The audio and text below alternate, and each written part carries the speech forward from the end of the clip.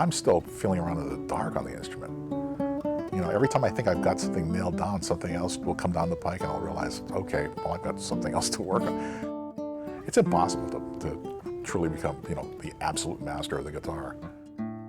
Guitarist Shoji Ledward's impossible journey began over 30 years ago. I was playing with a military circuit band, and you know, you're working till 3, 4 in the morning doing all kinds of clubs and stuff, and so college was falling by the wayside, and so I started playing more, and eventually just sort of started taking over my life as a thing I was doing, and I began to realize that I really liked it, and I finally decided when I was in my mid-20s, I just woke up one morning, I realized that this is what I'm doing.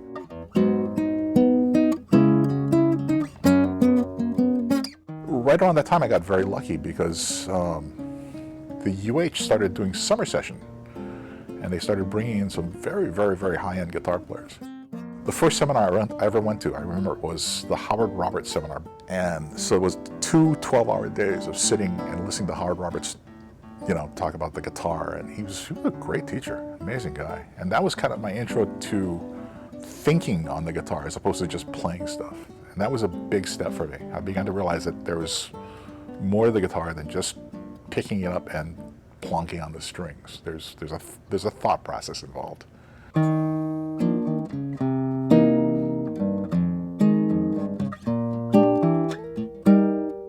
At one point, Shoji discovered that playing the guitar is not just what he does for a living, it's what he does to live. A few years ago, I went through a bad patch in life. I was going through some personal problems, and I stopped playing for a couple of months. I mean, literally, just did not pick up the guitar.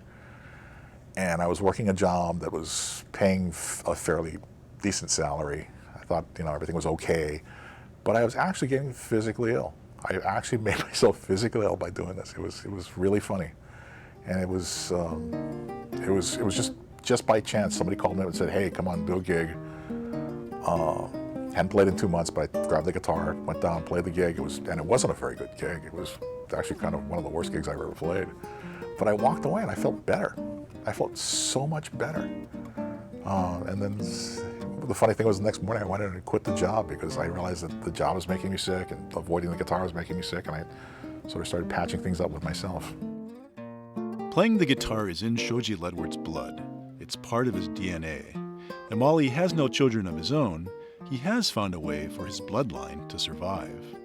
You know, I've already had a few students that have started with me and have moved on and have actually become musicians. And I'm really lucky because I get to see that happen.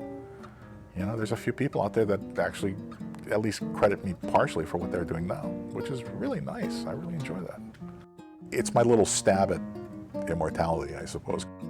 This is Robert Pennybacker from PBS Hawaii for Hiki No.